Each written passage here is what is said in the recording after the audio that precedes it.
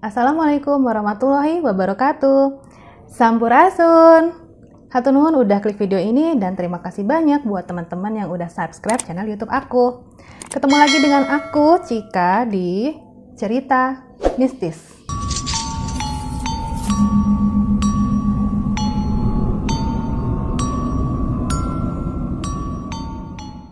Teman-teman, kali ini aku mau cerita tentang pengalaman mistis yang dialami oleh aku dan keluarga aku. Jadi ceritanya ini agak panjang. Jadi silahkan kalian menyiapkan cemilan dan minuman favorit kalian, duduk manis dan selamat mendengarkan.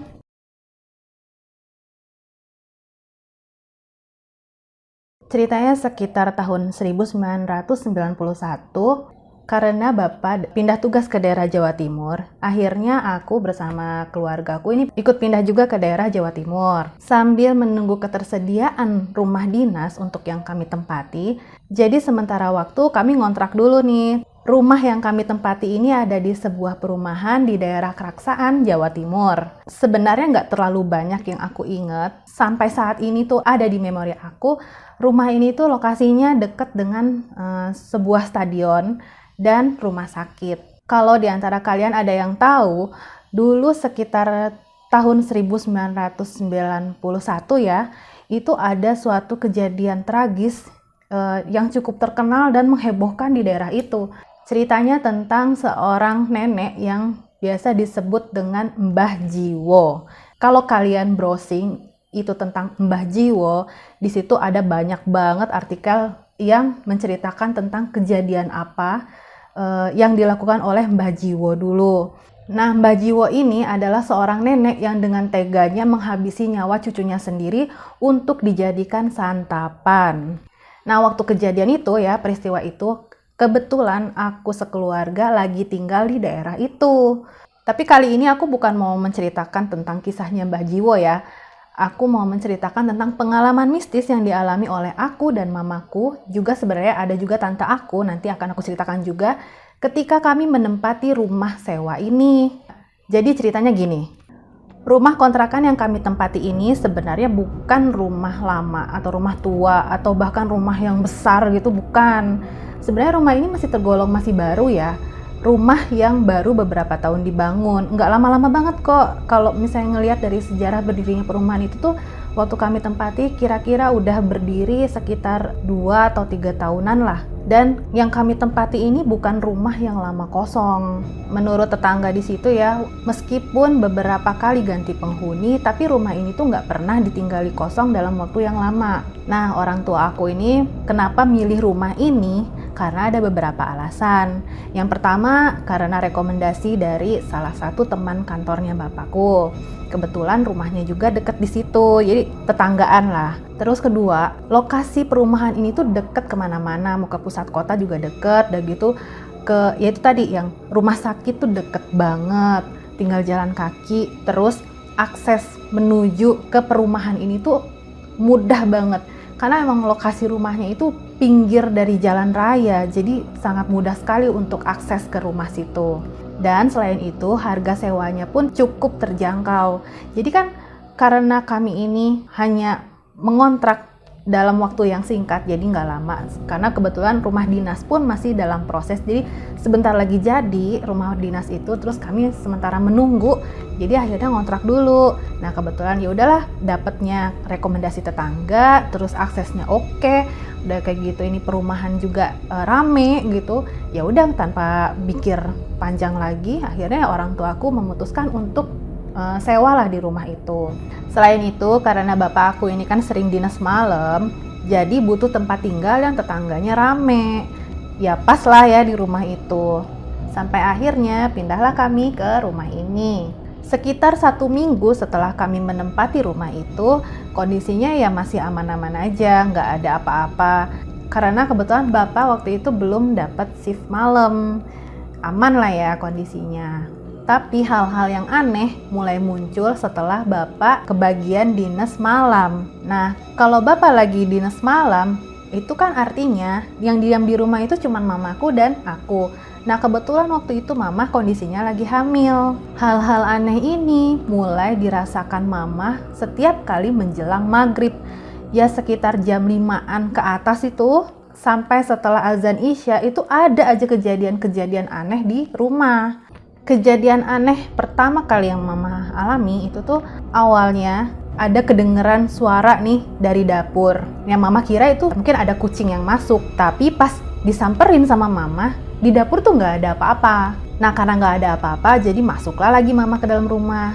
Nah baru juga mama duduk ya di depan TV di ruang tengah, tiba-tiba kedengeran lagi ada suara dari dapur.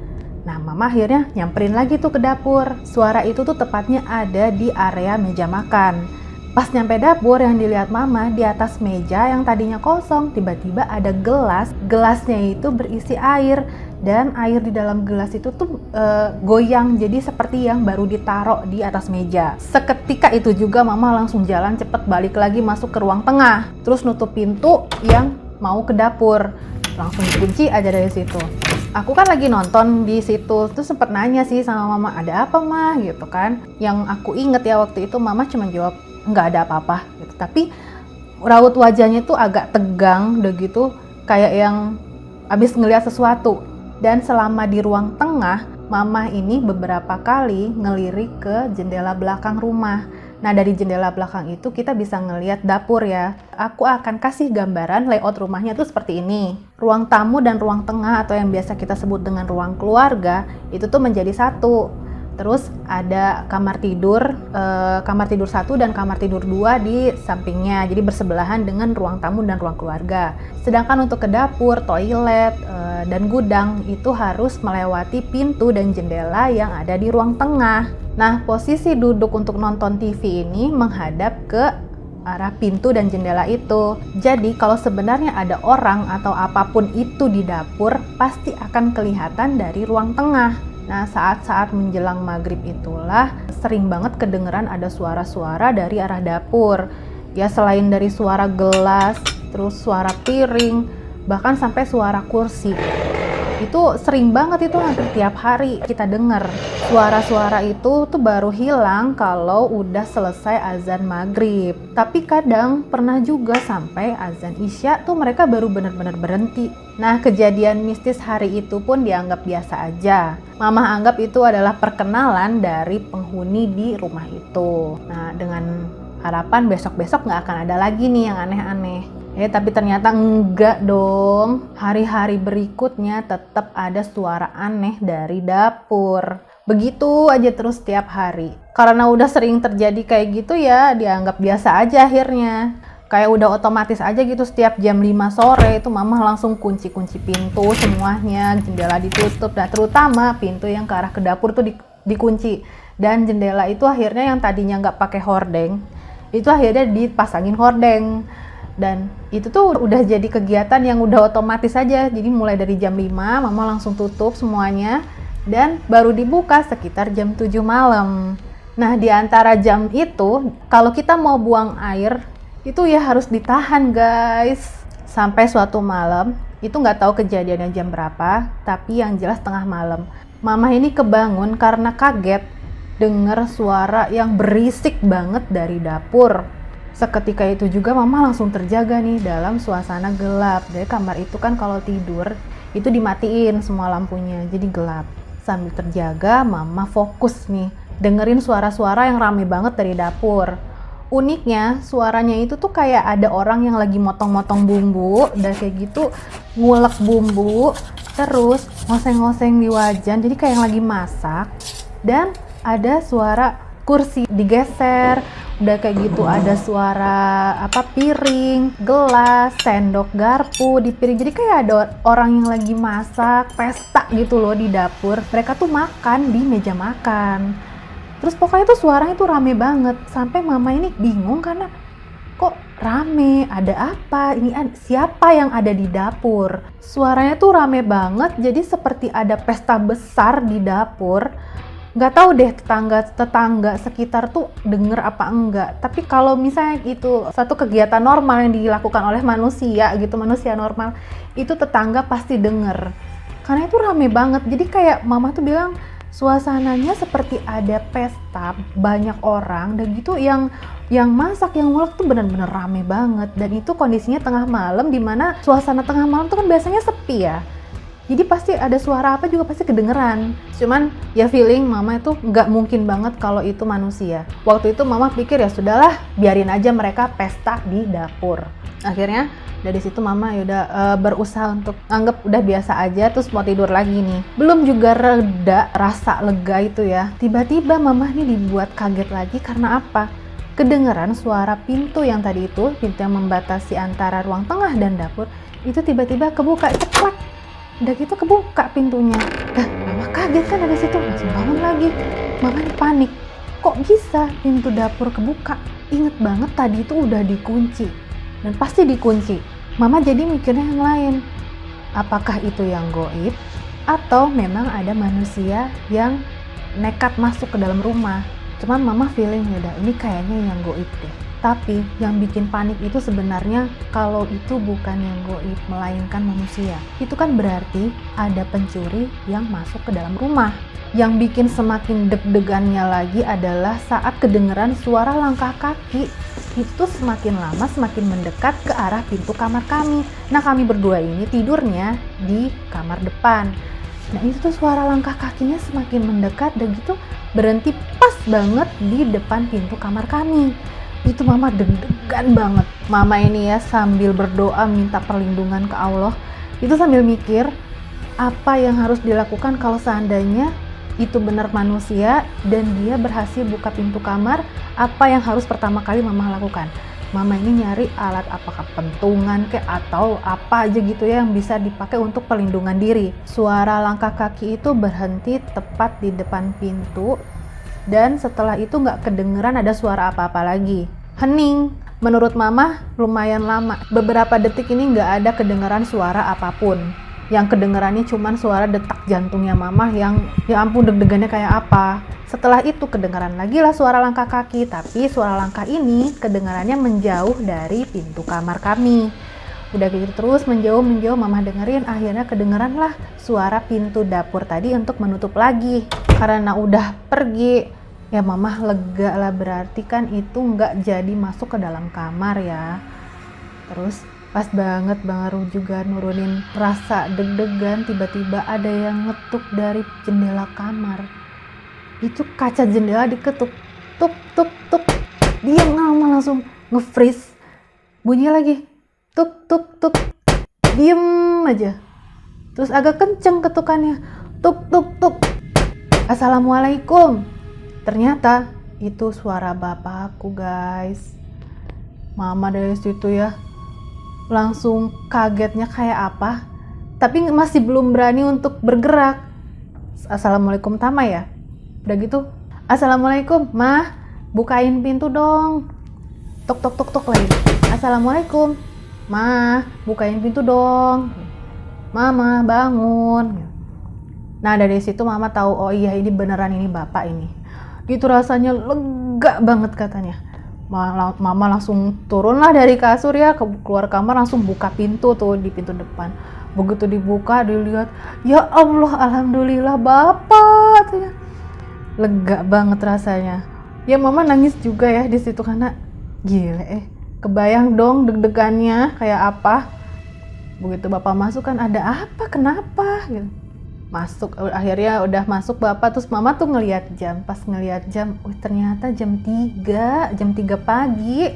Pas udah di dalam akhirnya ngobrol lah ya mama sama bapak. Mama nih cerita lah akhirnya apa yang baru aja dialami. Setelah cerita akhirnya bareng-bareng sama bapak mereka nih ke dapur lah untuk ngecek ada apa sih di dapur tadi. Nah pas buka pintu dapur itu masih kekunci beneran. Begitu dicekrek sekali, cekrek 2 kali. Begitu dibuka pelan-pelan tuh ngebuka. Bapak nih mau ngintip, maksudnya apa bener ada orang di dapur atau ada apa gitu ya. Pengen lihat ada apa sih di dapur. Buka ngintip pelan-pelan. Nggak ada apa-apa. Ya makin lama makin buka makin lebar. Ya udah buka, akhirnya bapak duluan lah yang ke dapur kan. Dilihat di dapur itu kondisinya bersih, nggak kotor dan nggak berantakan. Cuman memang ada beberapa posisi barang yang berubah. Waktu itu mama nggak pakai kompor gas, jadi belum ada kompor gas. Akhirnya yang dipakai adalah kompor tungku, yang kompor tungku minyak. Nah, pakai yang itu kan. Terus uniknya apa? Posisi kompor itu tuh udah terbalik. Jadi maksudnya terbalik, bukan kejungkir ya. Terbalik kan, tadinya yang sumbunya itu yang untuk ngatur panjang pendek sumbunya itu ada di depan. Ini tuh enggak. Ini untuk ngatur sumbu tuh udah kebalik di belakang, jadi berputar si kompornya ini. Terus kursi makan itu ada empatnya ini terbuka, jadi bukan yang menghadap ke meja lagi rapih gitu, enggak, tapi udah kebuka semua, jadi kayak yang habis dipakai. Terus selain itu juga ada piring, gelas, sendok, semuanya tuh ada di atas meja, tertata rapi, jadi emang kayak yang habis dipakai gitu. Aneh banget kan, siapa yang habis pakai? Nah ya udah, mama akhirnya mau ngerapihin tuh yang tadi, kompor yang tadi kebalik, sama mama mau dirapihin, dibalikin lagi gitu loh ke posisi awal. Dan pas dipegang, kompor itu tuh suhunya masih panas, berarti kan emang ada yang habis pakai kompor itu. Semua yang ada di situ kelihatan mama itu kelihatan baru banget selesai dipakai. Tapi siapa yang pakai? Karena takutnya memang ada pencuri yang masuk ke dalam rumah, jadi bapak nih ngecek ke semua ruangan yang ada di dapur, termasuk gudang ya, dapur, gudang, sampai kamar mandi. Udah kayak gitu keluar, ada kan pintu samping, di samping tuh ada pintu untuk keluar, jadi ke area cuci luar. Itu sampai dicek semuanya, dan itu semua pintu ternyata dalam kondisi tertutup dan terkunci. Dan ngelihat juga ke plafon, di plafon kan ada lubang ya, lubang untuk ngecek di atas plafon gitu. Itu pun tertutup, jadi semuanya rapi, nggak ada bekas-bekas kayak ada orang yang masuk ke dalam rumah. Siapa lagi yang bisa mengakses semua itu ya? Nggak mungkin manusia kan kalau kayak gitu.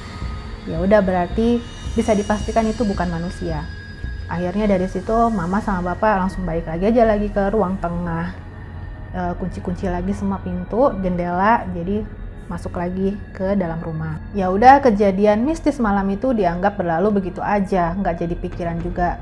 Karena kejadian mistis itu udah sering terjadi ya di rumah. Lama-lama kan kami ini merasa terganggu juga. Setiap hari menjelang maghrib sampai isya itu kami harus kunci pintu dan nggak bisa mengakses ke dapur.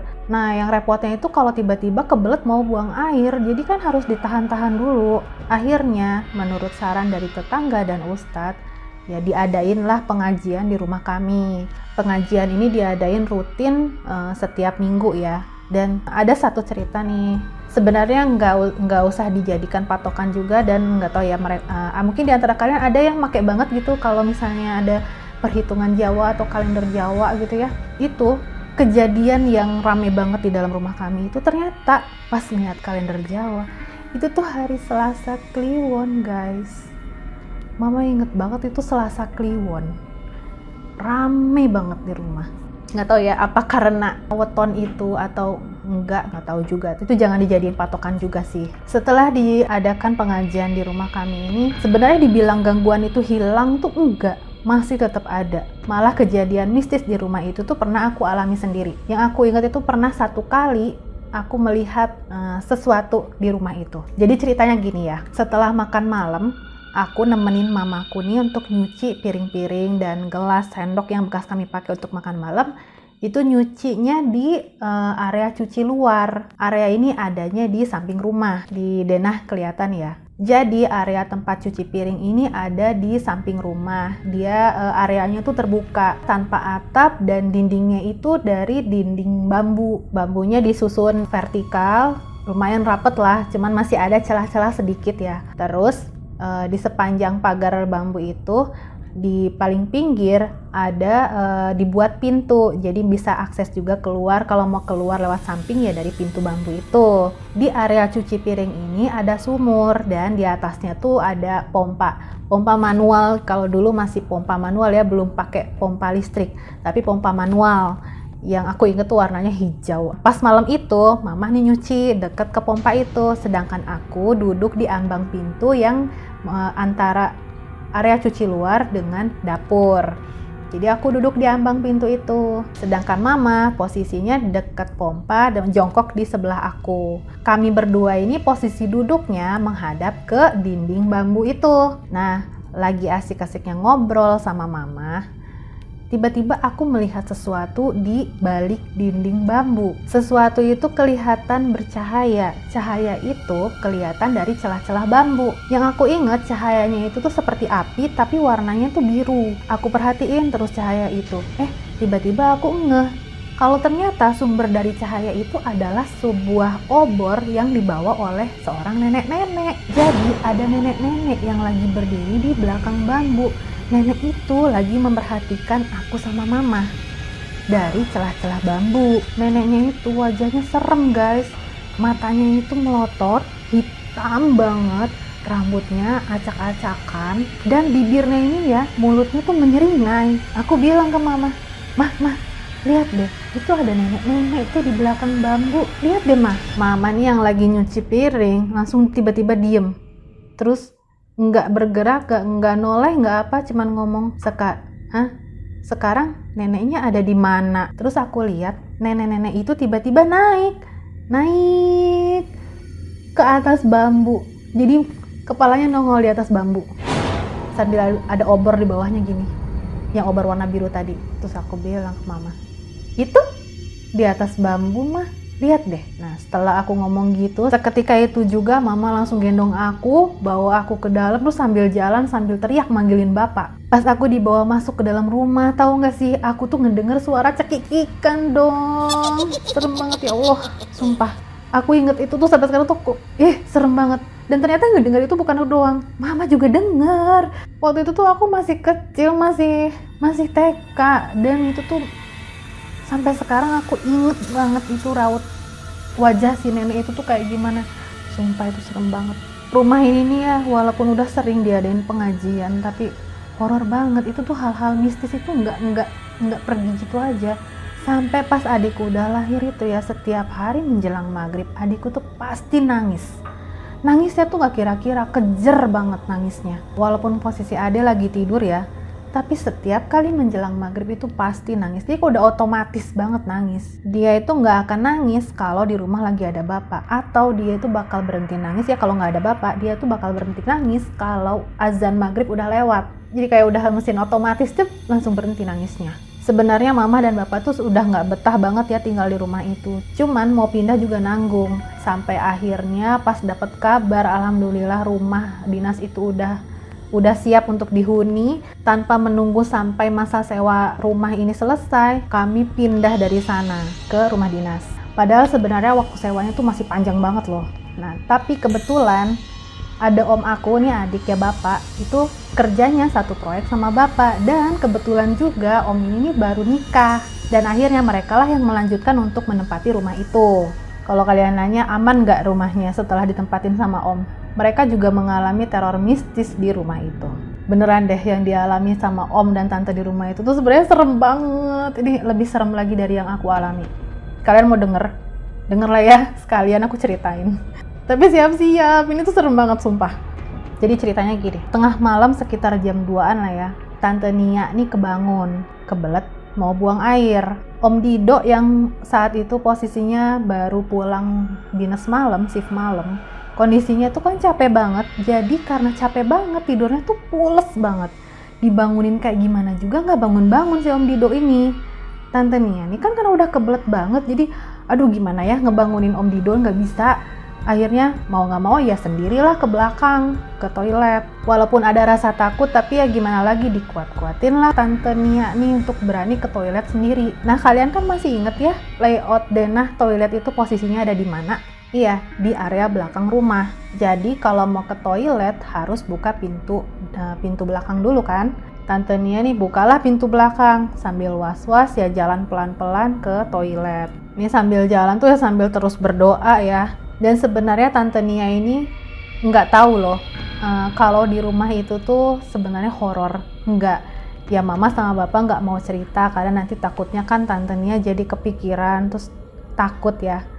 Jadi akhirnya kejadian horor di rumah itu tuh ya dikip aja sama mama sama bapak, dan sama aku juga nggak pernah cerita. Pas di toilet, Tante Nia nih nggak nutup pintu toilet yang nutup banget gitu, nggak. Jadi masih dibiarin terbuka, sekira ada celah lah gitu. Maksudnya nanti kalau ada apa-apa atau butuh apa, Tante Nia nih gampang gitu loh, tinggal teriak gitu manggil Om Dido. Pas lagi buang air kecil, Tante Nia nih ngeliat dari celah pintu tuh ada sekelebat orang lewat. Dipanggil lah sama Tante Nia, "Adido." Terus si Om Dido nih bales, tapi balesnya cuman gitu doang. Setelah dengar jawaban itu, oh ya, Tante Nia yakin ini Om Dido nyusul ke belakang. Pas udah selesai, Tante Nia kan bersih-bersih. Setelah itu Tante Nia nih buka pintu toilet. Pas buka pintu toilet, ternyata di depan toilet itu ada bayangan hitam tinggi besar. Tante Nia langsung kaget. Pas kaget jadi otomatis mundur gitu. Pas mundur itu ternyata Tante Nia ini kepleset, hampir jatuh. Kenapa aku bilang hampir jatuh? Karena pas banget mau jatuh, ada yang narik tangannya Tante Nia, tangan kirinya Tante Nia. Ditarik itu, dipegang, jadi Tante Nia nggak sampai jatuh terduduk, enggak gitu. Itu kalau nggak ada yang megang Tante Nia mungkin akan kejengkang ke belakang, nggak tahu deh, bisa mengalami hal yang lebih parah. Pas itu Tante Nia ngeliat nih ke tangan yang megang tangannya Tante Nia. Tante Nia ngeliat, pas ngeliat gitu tiba-tiba ditarik tuh tangannya Tante Nia. Akhirnya yang tadinya Tante Nia mau hampir keduduk jadi berdiri lagi. Yang Tante lihat tangan itu tuh tangannya pucat terus keriput, dan tangan itu keluarnya dari bak mandi. Tahu nggak, dari bak mandi ada tangan keriput keluar terus megang tangannya Tante Nia. Tante Nia nih ngeliat di dalam bak mandi itu, dan tahu nggak guys, di dalam kamar mandi itu ada apa? Ada nenek-nenek yang muncul itu dari permukaan air kamar mandi hanya sebatas dagu sampai ujung kepala.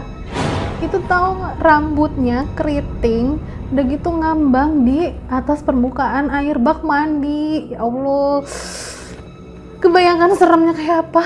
Tante Nia ini langsung teriak sekencang-kencangnya manggilin Om Dido. Sampai akhirnya Om Dido lari ya, datang terus buka pintu. Ada apa gitu ya? Ngelihat Om Dido nih ngelihat di dalam kamar mandi, Tante Nia ini lagi nutupin mata tapi sambil teriak kenceng banget, nyamperin Tante Nia kan. Kenapa ada apa? Tante Nia nih pas dilihat wajahnya Tante Nia tuh pucet banget, kayaknya udah mau hampir pingsan gitu. Begitu Om Dido nyamperin, terus Tante Nia tahu kalau itu Om Dido beneran, itu Tante Nia langsung pingsan guys. Tante Nia ini pas bangun posisinya ada di tengah rumah. Terus pas bangun Tante Nia ngelihat ada Om Dido di situ. Om langsung nangis sekenceng-kencengnya sampai sesenggukan Tante Nia. Terus Om Dido cuman ya nggak bisa nanya apa-apa, orang Tante Nia lagi histeris nangis, akhirnya cuma tenangin. Begitu udah tenang ditanya lah, kenapa, ada apa, tadi ngelihat apa gitu ya.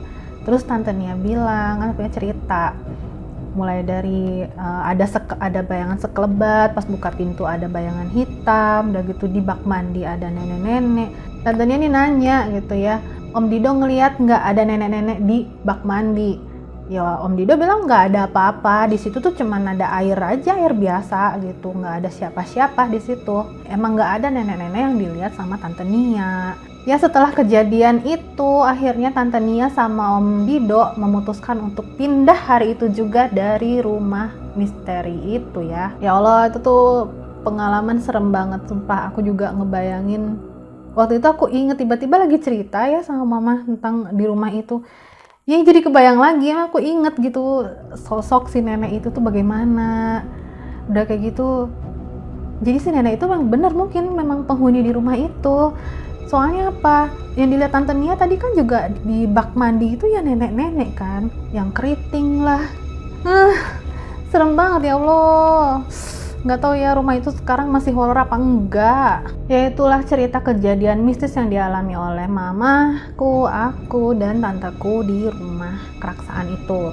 Yang horor-horornya tuh sering banget kejadian di rumah itu, bahkan setiap hari. Tapi yang lebih kerasanya banget di malam-malam yang dianggap agak istimewa ya, terutama seperti nih malam Jumat. Terus kalau tanggalan Jawa itu adalah malam Kliwon, weton Jawa gitu ya, malam Kliwon. Itu tuh banyak banget ya, dan pasti ada gitu. Tapi dari banyaknya kejadian mistis yang aku ceritakan ini adalah yang bagian parahnya sih. Pas pindahan ya, mama tuh sempat nanya ke tetangga ya di situ. sebenarnya dulu sejarah berdirinya rumah ini tuh gimana sih, terus lokasinya ini bekas apa, kok bisa horor banget gitu itu rumah. Menurut informasi dari tetangga, jadi rumah ini tuh berdiri di atas lahan yang awalnya tuh dulu adalah saluran air. Jadi di tengah lahan rumah ini tuh terbagi oleh ada saluran air. Nah, saluran air itu akhirnya ditutup, dibelokkanlah ke saluran parit yang ada di depan rumah. Jadi saluran itu ditutup. Menurut tetangga sih ya begitu, dulunya hanya bekas kebun, nggak ada yang aneh-aneh gitu ya. Tapi apa mungkin sih dari sejarahnya saluran air yang tadinya ada terus dibendung itu yang menyebabkan rumah itu jadi horor tuh nggak tahu ya. Tapi informasi lagi ya, menurut tetangga, siapapun yang ngontrak di rumah itu tuh memang nggak pernah lama. Jadi sekitar 1 atau 2 bulan lah paling lama tuh mereka pindah. Jadi rumah itu tuh udah sering banget keluar masuk penyewa baru. Nah sebenarnya jadi pertanyaan ya, kenapa setiap orang yang menempati rumah itu tuh kok paling lama hanya 2 bulan? Dan itu sering banget gitu. Jadi kan ada sesuatu ya harusnya. Dan kemarin aku sempat ngeliat keadaan rumah ini melalui Google Maps. Di situ ada dan bisa dilihat rumah ini walaupun dalam perumahan gitu, komplek perumahan itu bisa diakses. Pas dilihat keadaan rumah itu tuh fotonya sekarang, ternyata kondisi rumah itu tuh masih sama seperti terakhir kali kami tempati rumah itu. Cuman ada beberapa bagian aja yang berubah, seperti yang pagar bambu tadi tuh sekarang udah berupa pagar bata, dinding bata gitu. Tapi walaupun begitu kelihatannya rumah ini seperti yang udah lama banget nggak ditempati, karena kelihatan dari beberapa bagian rumah tuh udah rusak, udah gitu gentengnya ada yang hancur. Jadi kan udah lama nggak ditempatin ya. Tapi tahu nggak, walaupun aku ngelihatnya cuma lewat maps, itu tuh suasana horornya tuh masih kerasa banget. Merinding tau gak sih ngelihat rumah itu walaupun hanya lewat maps aja, karena kebayang lagi gimana sih waktu itu kami mengalami kejadian-kejadian mistis di dalam rumah itu. Oke guys, begitulah akhir dari cerita horor ini, pengalaman mistis waktu kami tinggal di sebuah rumah kontrakan di daerah Keraksaan, Probolinggo, Jawa Timur. Semoga kalian suka dan bisa menambah koleksi seram kalian. Terima kasih banyak udah menonton video ini dari awal sampai selesai. Dan buat teman-teman yang punya pengalaman horor atau cerita horor yang ingin dibagikan ke aku dan untuk aku bagikan juga ke teman-teman yang lain, silahkan kalian kirim cerita kalian ke email aku di ermalitacika@gmail.com. Dan teman-teman boleh banget kirimkan ide untuk konten aku berikutnya, atau kalian punya saran untuk berkembangnya channel YouTube aku ini, boleh banget kirimkan ke DM Instagram aku di @tiaermalita. Dan jangan lupa kalian follow juga Instagram aku ya @tiaermalita. Makasih. Jangan lupa untuk klik like, klik subscribe, dan klik juga loncengnya supaya kalian tahu kalau aku upload video baru. Hatur nuhun, sampai ketemu lagi di video aku yang berikutnya. Stay safe, tetap sehat, dan jangan lupa bahagia. Assalamualaikum warahmatullahi wabarakatuh. Bye.